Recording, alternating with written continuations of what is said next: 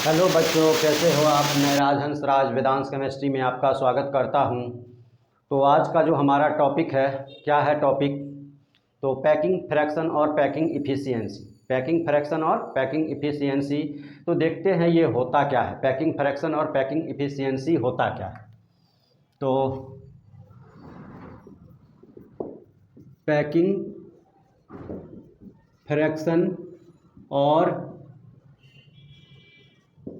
Packing efficiency, packing fraction और packing efficiency, इसको समझ लेते हैं हम लोग पहले कि ये होता क्या है। उसके बाद जो है सो इसका डिफिनीशन और फार्मूला हम लोग पढ़ेंगे। तो इसको समझना बहुत ही आसान है। देखिए पूरा वीडियो, और पूरा वीडियो देखने के बाद आपको जो है सो अपने आप समझ में आ जाएगा कि कितना आसान होता है पैकिंग फ्रैक्शन और पैकिंग इफ़िशियंसी। तो पैकिंग फ्रैक्शन या पैकिंग इफ़िशियंसी यानी कि होता क्या है और निकालते कैसे हैं, नहीं होता क्या है और निकालते कैसे हैं, उसको हम लोग समझेंगे अभी। तो एक जो है बॉक्स ले लीजिए, इस तरह का एक क्या करते हैं, बॉक्स ले लेते हैं। बॉक्स मस्त अब समझते होंगे। ये बॉक्स कैसा है, तो क्यूबॉइड जैसा, यानी कि बॉक्स कैसा लेंगे, तो क्यूबॉइड जैसा बॉक्स लेंगे, नहीं क्यूबॉइड जैसा बॉक्स, ठीक है। यानी कि ये क्यूब जैसा नहीं है, कैसा है, क्यूबॉइड जैसा है। चूँकि क्यूबॉइड का फिगर पूरा स्पष्ट इस बोर्ड पर दिख नहीं रहा है, लेकिन हम मान के चलेंगे कि बॉक्स जो है कैसा है, तो क्यूबॉइड जैसा है, ठीक है, क्यूबॉइड जैसा है। इसमें अब क्या करना है, तो छोटा छोटा यानी बॉल आप डालिए। क्या डालिए, तो बॉल तो जानते होंगे, नहीं उसमें बॉल छोटा छोटा डालिए। तो छोटा छोटा अगर आप बॉल इसमें डालिएगा, नहीं छोटा छोटा इसमें बॉल आप डालिएगा, तो अरेंजमेंट जो है देख लेते हैं बॉल डालने के बाद किस तरह का आता है। इसको आप स्फेयर भी कह सकते हैं कि छोटा छोटा हम क्या रख रहे हैं, तो स्फेयर रख रहे हैं। छोटा छोटा क्या रख रहे हैं, स्फेयर रख रहे हैं। हम बोले हैं बॉल डाल रहे हैं, तो बॉले रहने दीजिए, बॉल डालें। तो चूँकि ये क्यूब जैसा स्ट्रक्चर है या क्यूबॉइड जैसा स्ट्रक्चर है, तो क्या इस बॉल का जो होल पार्ट है, इस बॉल का जो होल पार्ट है यानी कि पूरा का पूरा भाग, वो जो है इस बॉल या स्फेयर द्वारा पूरा ऑक्यूपाइड कर लिया जाएगा।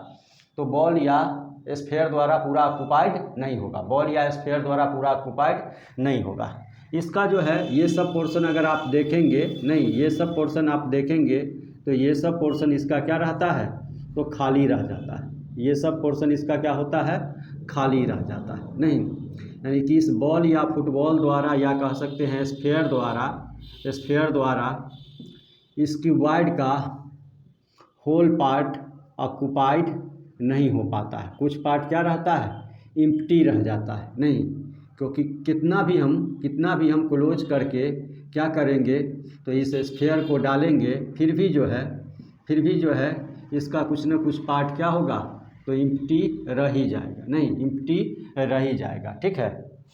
तो पैकिंग फ्रैक्शन या पैकिंग इफ़िशियंसी होता क्या है, तो यूनिट सेल का कितना पार्ट स्फेयर द्वारा फिल्ड है और कितना पार्ट एम्प्टी है, उसी को हम क्या कहते हैं, पैकिंग फ्रैक्शन और पैकिंग इफ़िशियंसी। नहीं पैकिंग फ्रैक्शन और पैकिंग इफ़िशियंसी ये निकालते कैसे हैं, नहीं ये निकाला कैसे जाता है, तो उसको भी हम लोग देखेंगे। अब तो समझ में आ गया होगा कि स्फेयर द्वारा कितना पार्ट यूनिट सेल का क्या किया गया है, ऑक्यूपाई किया गया है। स्फेयर द्वारा कितना पार्ट यूनिट सेल का क्या किया गया है, ऑक्यूपाई किया गया है, उसी को क्या कहते हैं, पैकिंग फ्रैक्शन और पैकिंग इफ़िशियंसी। तो बहुत आसान था, समझ में आ गया होगा आप लोगों को, अच्छे से समझ गए होंगे। अब इसके बाद हम लोगों को क्या करना है, तो थोड़ा इसका डिफिनीशन देखना है। डिफिनीशन क्या होगा, तो आप कह सकते हैं the percentage of total space filled by spheres, और स्फेयर्स कहने का मतलब क्या हुआ, particles in a unit cell is called packing efficiency. Definition हम क्या लिखे हैं, तो the percentage of total space filled by sphere, the percentage of total space filled by sphere in a unit cell is called packing efficiency. यानी कि sphere के द्वारा कितना परसेंट पार्ट, स्फेयर के द्वारा कितना परसेंट पार्ट जो है, नहीं कितना परसेंट पार्ट जो है यूनिट सेल का ऑक्युपाई किया गया है उसी को क्या कहते हैं, पैकिंग इफिशियंसी। इसको यानी कि दो अलग अलग अर्थों में भी समझ सकते हैं। कैसे, तो आप 3 गिलास लीजिए, नहीं 3 गिलास लीजिए,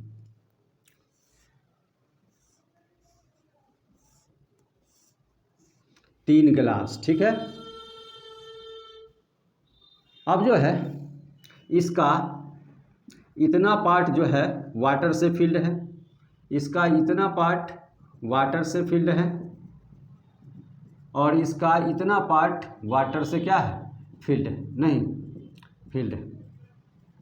मेजर करके देखते हैं, मेजर करके अगर देखते हैं तो इसका जो है यानी कि कह सकते हैं इसका यानी 30% पार्ट वाटर से क्या है, फिल्ड है, और इसका 50% पार्ट वाटर से फिल्ड है, और इसका 75% पार्ट वाटर से फिल्ड है।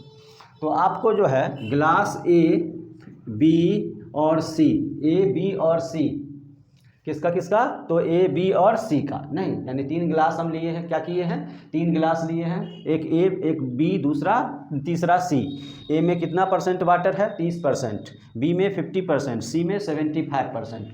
अब आपको पूछेगा ए का पैकिंग फ्रैक्शन कितना है, तो आप बता सकते हैं ए का पैकिंग फ्रैक्शन 30% है, बी का कितना है तो 50% है, सी का कितना है तो 75% है, क्योंकि ए का 30% पार्ट ही वाटर से क्या है, फिल्ड है। तो ए का 30% पार्ट वाटर से फिल्ड है, तो आप बताइए कि ए का पैकिंग फ्रैक्शन क्या होगा, तो 30%। बी का 50% पार्ट वाटर से फिल्ड है, तो बी का जो है सो पैकिंग फ्रैक्शन क्या होगा, तो 50%। सी का 75% पार्ट वाटर से फिल्ड है, तो सी का पैकिंग फ्रैक्शन क्या होगा, तो सी का पैकिंग फ्रैक्शन 75% होगा, नहीं सी का पैकिंग फ्रैक्शन 75% होगा। क्लियर है, तो यही क्या होता है पैकिंग फ्रैक्शन। तो ये सिंपल वर्ड में हम लोग समझें, ये हम लोग सिंपल वर्ड में समझे कि पैकिंग फ्रैक्शन होता क्या है, और यहाँ पर हम यूनिट सेल में समझे कि स्फीयर का कितना पार्ट, यूनिट सेल का कितना पार्ट स्फीयर द्वारा फिल्ड है, यूनिट सेल का कितना पार्ट स्फीयर द्वारा क्या है, फिल्ड है, और कितना पार्ट क्या रहता है, इम्प्टी रह जाता है, कितना पार्ट क्या रहता है, इम्प्टी रह जाता है, उसी को हम क्या कहते हैं, पैकिंग फ्रैक्शन या पैकिंग इफिशियंसी। अब मेजर इसको कैसे करेंगे, नहीं इसको मेजर कैसे करेंगे, तो इसको मेजर करने के लिए क्या करते हैं, तो इसमें स्फीयर काउंट कर लीजिए, नहीं तो 1 2 3 4 5 6 7 8 9 10 11 12 13 14 15 16 17 18 19 20 21, यानी कि इसमें कितना स्फीयर है, तो 21 स्फीयर है, ठीक है, इसमें कितना स्फीयर है, 21 स्फीयर है।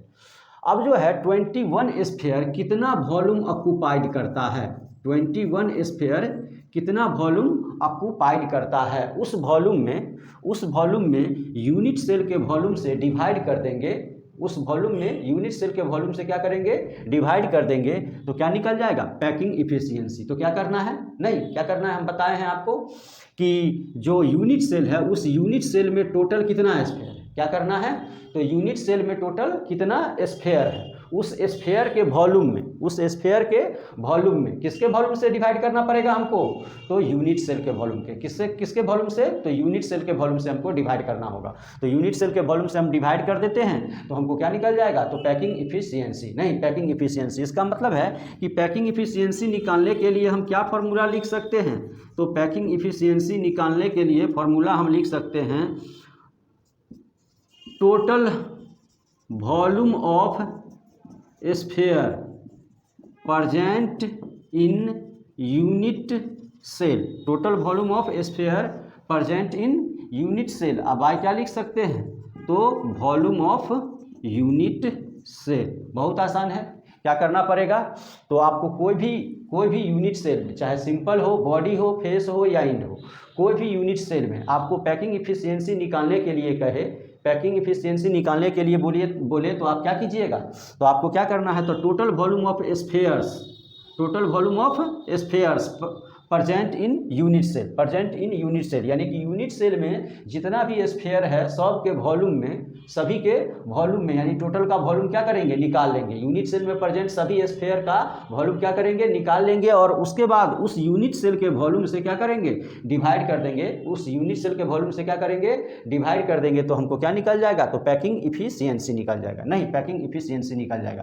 तो फॉर्मूला इसका कैसे डिराइव करेंगे, तो मान लेते हैं क्या, तो लेट क्या मानना पड़ेगा हम लोगों को, नहीं तो जो यूनिट सेल दिया हुआ है उसका एज लेंथ, सबसे पहले क्या मानना पड़ेगा, तो जो यूनिट सेल दिया हुआ है उसका एज लेंथ, तो जो यूनिट सेल है उसका एज लेंथ कितना है, तो let edge length of unit cell equal to ए।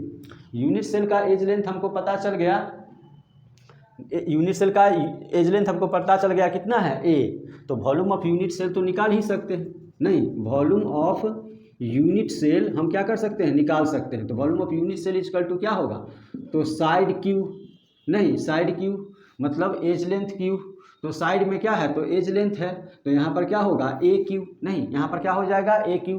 तो वॉल्यूम ऑफ यूनिट सेल हमको पता चल गया। उसके बाद और क्या मान लेते हैं, तो number of particles in unit cell equal to Z. Number of particles कहने का मतलब क्या होगा, तो नंबर ऑफ स्फेयर्स,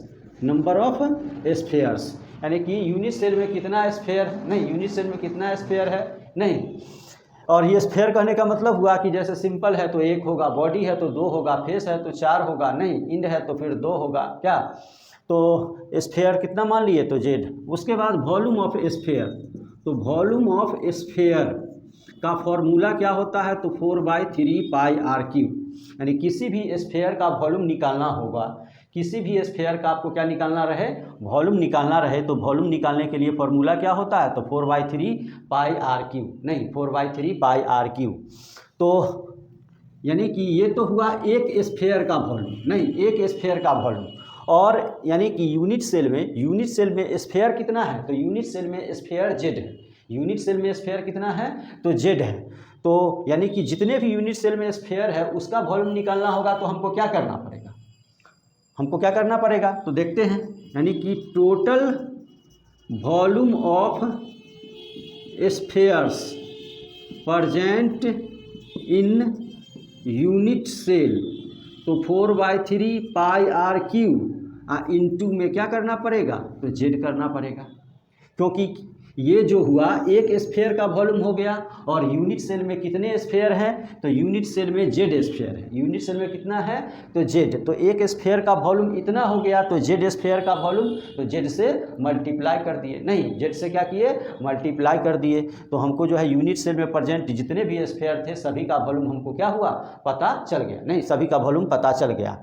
अब पैकिंग इफिशियंसी निकालना हो, नहीं पैकिंग इफिशियंसी निकालना हो, तो पैकिंग इफिशियंसी निकालने के लिए क्या फॉर्मूला हम पढ़े हैं, तो total volume of sphere present in unit cell, नहीं total volume of sphere present in unit cell by volume of unit cell. तो total volume of sphere present in unit cell का वैल्यू आप क्या निकाले हैं, तो निकाले हैं 4/3 pi r cube into Z, और यानी कि वॉल्यूम ऑफ यूनिट सेल क्या निकाले हैं, तो ए क्यू।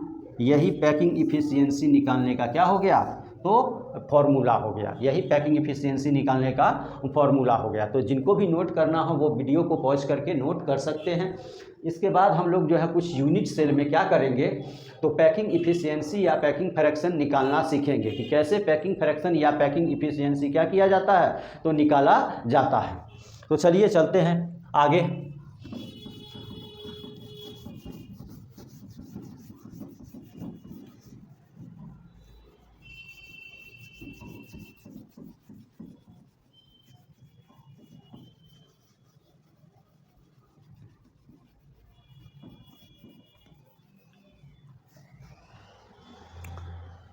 जैसे कि मान लीजिए हमको सबसे पहला इन सिंपल यूनिट सेल, नहीं किस में निकालना है पैकिंग इफिशियंसी, तो सिंपल यूनिट सेल में।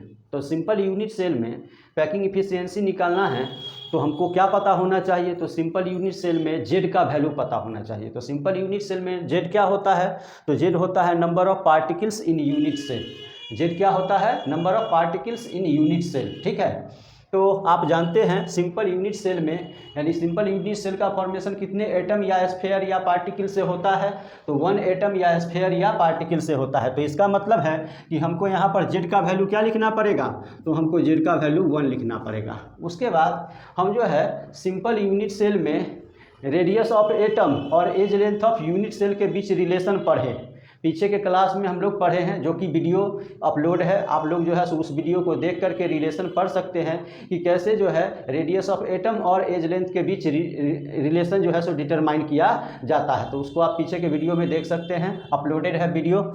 अब जो है जेड का वैल्यू सिंपल यूनिट सेल के लिए कितना हम लिए, तो 1, क्योंकि 1 होता है सिंपल यूनिट सेल में। आर का वैल्यू, तो आर इक्वल टू a/2, नहीं आर इक्वल टू क्या होगा, a/2, ठीक है। आर का वैल्यू हम ए के टर्म में इसलिए ले लिए हैं क्योंकि हमको सोल्व करना क्या होगा, आसान होगा, ठीक है। अब जो है पैकिंग इफिशियंसी क्या निकालना है, तो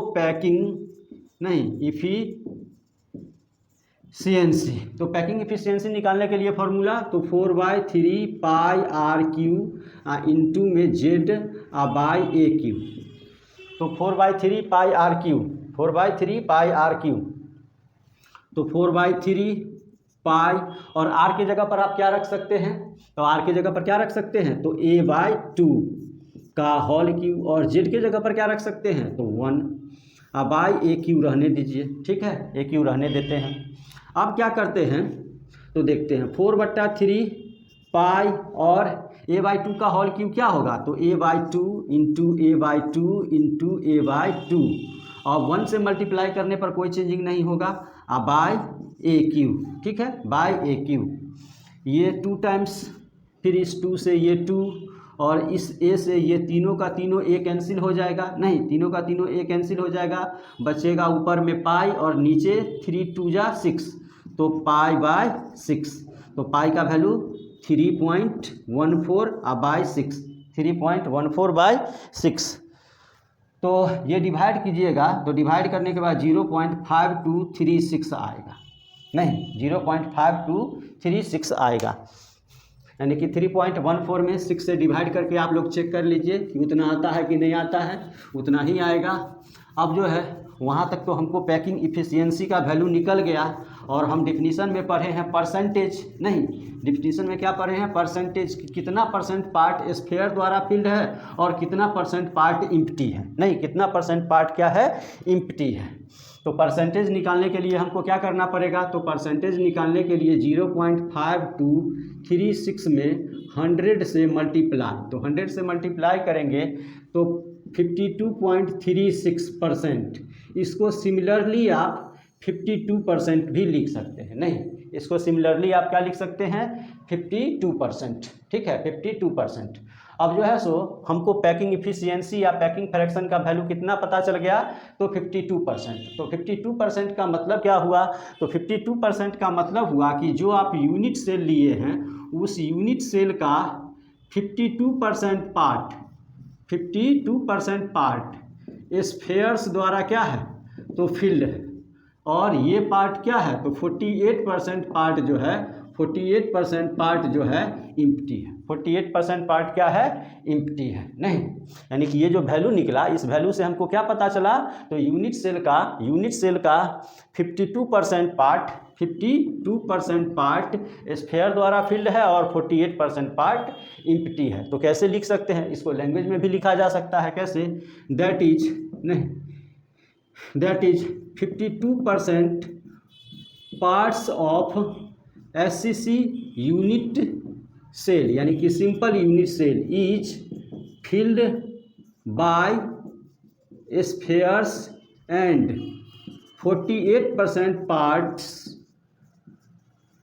रिमेन्स इम्प्टी, और कितना परसेंट पार्ट इम्प्टी रह जाता है, तो 48% पार्ट इम्प्टी रह जाता है। तो इसको ध्यान में रखना है कि सिंपल यूनिट सेल का कितना परसेंट पार्ट जो है स्फीयर द्वारा फिल्ड रहता है, तो 52%, और कितना पार्ट इम्प्टी रहता है, तो 48%, कितना पार्ट इम्प्टी रहता है, तो 48%।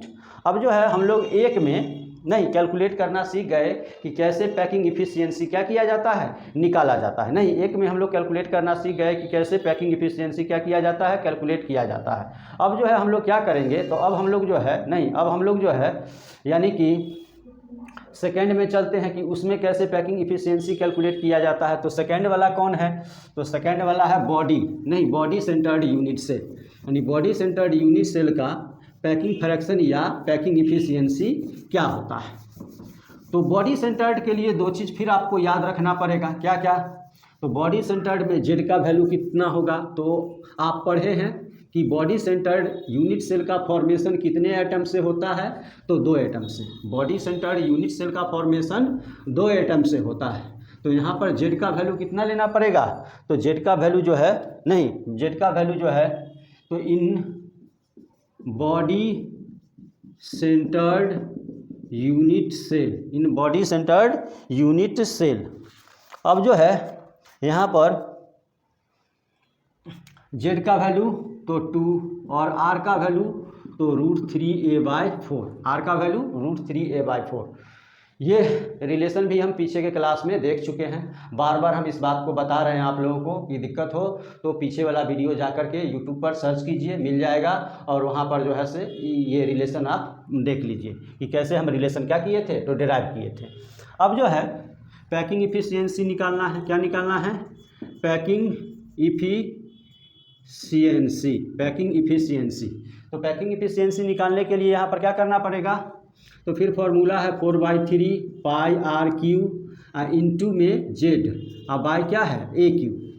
अब जो है 4/3 पाई आर क्यू, तो 4/3 तो है ही, पाई और आर की जगह पर क्या पुट करना पड़ेगा आपको, तो देखिए आर की जगह पर क्या रिलेशन है, तो आर इजकल टू है √3a/4। आर इजकल टू हम क्या रिलेशन लिए हैं बॉडी सेंटर्ड यूनिट सेल में, तो बॉडी सेंटर्ड यूनिट सेल में आर इजकल टू लिए हैं √3a/4, यानी आर और ए के बीच बॉडी सेंटर्ड यूनिट सेल में रिलेशन क्या होता है, तो आर इजकल टू √3a/4। तो यहाँ पर √3a/4 का होल क्यूब और जेड की जगह पर यहाँ क्या रखाएगा, तो 2 और बाई ए क्यूब तो रहेगा ही।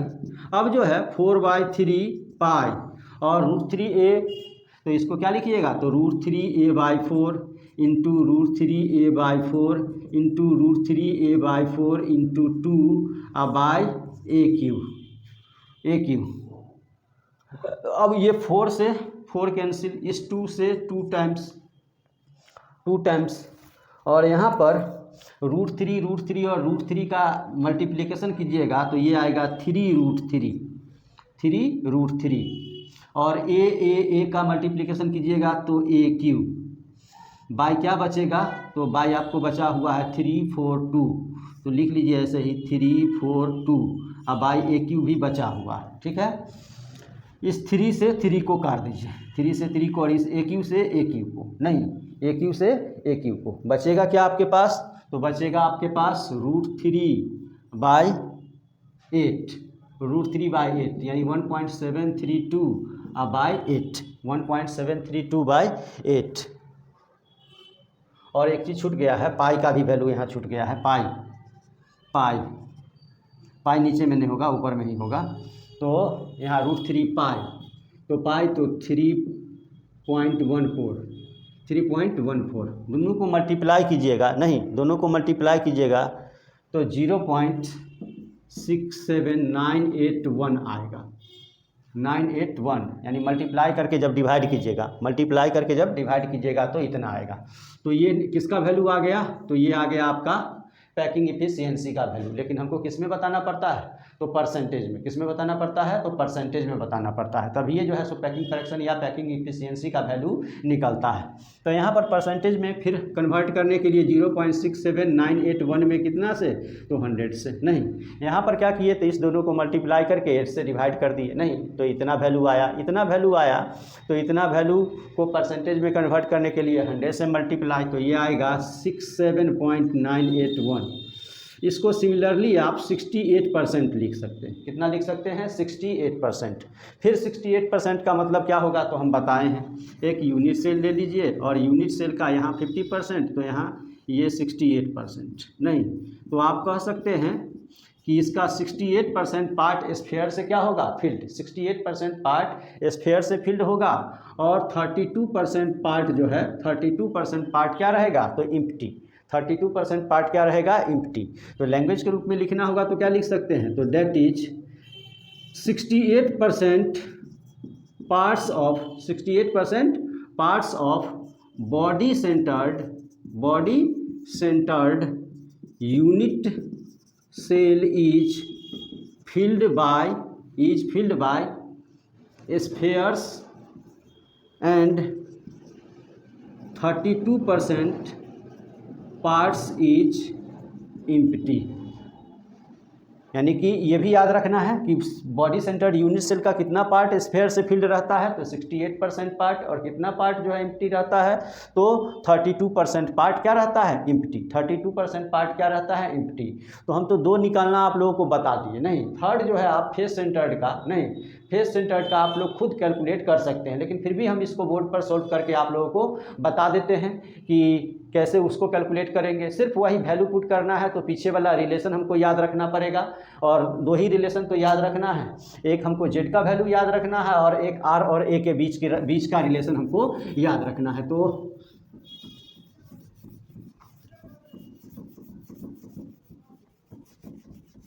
और यहाँ पर एक चीज़ नोट करके आप लिख सकते हैं, नोट करके पैकिंग इफिशियंसी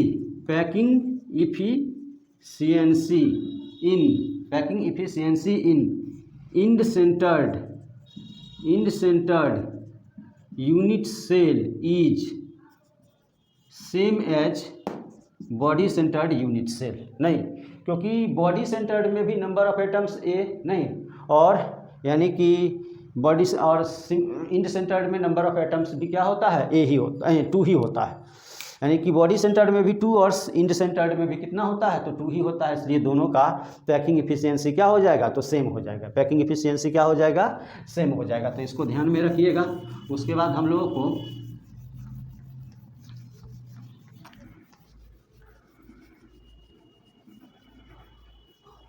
थर्ड और लास्ट में देखना है, किस में, तो थर्ड और लास्ट में इन फेस सेंटर्ड यूनिट सेल, तो इसके लिए जेड का वैल्यू तो 4, यानी कि फेस सेंटर्ड यूनिट सेल का फॉर्मेशन कितने एटम से, तो 4 एटम से। नहीं, 4 एटम से होता है। ये भी हम पीछे के क्लास में पढ़ चुके हैं, और इस क्लास का वीडियो यूट्यूब पर अपलोड है। आप उस वीडियो को सर्च करके टॉपिक वाइज आप पढ़ सकते हैं। और उसके बाद जो है, उसके बाद जेड का वैल्यू तो 4 हो गया, और आर इजकल टू √2a/4। इसके लिए आर इजकल टू क्या होगा, तो √2a/4। तो ये दोनों हमको पता चल गया। तो क्या निकालना पड़ेगा, तो पैकिंग इफिशियंसी। क्या निकालना पड़ेगा, पैकिंग इफिशियंसी। तो पैकिंग इफिशियंसी निकालने के लिए क्या करना पड़ेगा हमको, नहीं पैकिंग इफिशियंसी निकालने के लिए क्या करना पड़ेगा, तो फॉर्मूला हम पढ़े हैं 4/3 पाई r³ इंटू में जेड बाई a³। तो 4/3 पाई, और r के जगह पर आपको क्या रखना पड़ेगा, तो √2a/4 का होल क्यूब, और जेड का 4 बाई a³ तो है ही, 4/3 पाई और √3 का होल क्यूब और 4 का होल क्यूब। तो इसको अगर डायरेक्ट यदि आप लिखना चाहें, नहीं डायरेक्ट यदि लिखना चाहें तो आप 2√2 लिख सकते हैं, 2√2a³ बाई 16 यानी कि 64 इंटू 4 बाई a³ से a³ 4 से 16 टाइम, फिर 4 से तो 4 टाइम, नहीं 4 से 4 टाइम, फिर 2 से 2 टाइम, नहीं अब बचेगा क्या, तो बचेगा π√2। क्या बचेगा, तो π√2। ठीक है, π√2। अब बाय क्या बचेगा, तो 3 2 जा 6, पाई का वैल्यू 3.14 और 1.414 अब बाय 6। ऊपर वाले दोनों को मल्टीप्लाई करके, नहीं 6 से डिवाइड कीजिएगा तो 0.73999 आएगा। नहीं, दोनों को मल्टीप्लाई करके 6 से डिवाइड कीजिएगा तो 0.73999। तो ये तो पैकिंग इफिशियंसी का वैल्यू निकल गया। लेकिन इसको हमको किस में बताना पड़ता है, तो परसेंटेज में। किस में बताना पड़ता है, परसेंटेज में। तो परसेंटेज में बताने के लिए हमको क्या करना पड़ेगा, तो परसेंटेज में बताने के लिए हमको, नहीं परसेंटेज में बताने के लिए हमको क्या करना पड़ेगा, तो परसेंटेज में बताने के लिए 100 से मल्टीप्लाई, तो 0.73999 इंटू 100 तो 73999% हो जाएगा। आप इसको सिमिलरली 74% लिख सकते हैं। कितना लिख सकते हैं, 74%। इसका मीनिंग क्या हुआ, तो फिर देख लेते हैं। यानी कि इसका 74% पार्ट, इसका 74% पार्ट जो है एटम्स से या स्फीयर्स से क्या रहता है, तो फील्ड रहता है, और इतना पार्ट क्या रहता है, तो एम्प्टी रहता है। नहीं, तो 74% पार्ट फील्ड, तो बचा कितना, तो 26% पार्ट क्या रहता है, एम्प्टी। तो पूछेगा बॉडी सेंटर्ड यूनिट सेल का कितना पार्ट एटम से फिल्ड रहता है, तो 74%। कितना पार्ट एम्प्टी रहता है, तो 26%। तो लैंग्वेज क्या लिख सकते हैं, तो लिख सकते हैं that is 74% parts of face centred unit cell is filled by spheres and 26% parts remains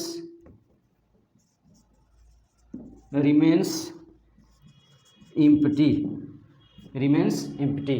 तो बहुत ही आसान था, आप लोग पूरा वीडियो देखे होंगे और पूरा वीडियो देखने के बाद आपको अच्छी तरह समझ में आ गया होगा कि पैकिंग फ्रैक्शन या पैकिंग इफिशियंसी क्या होता है।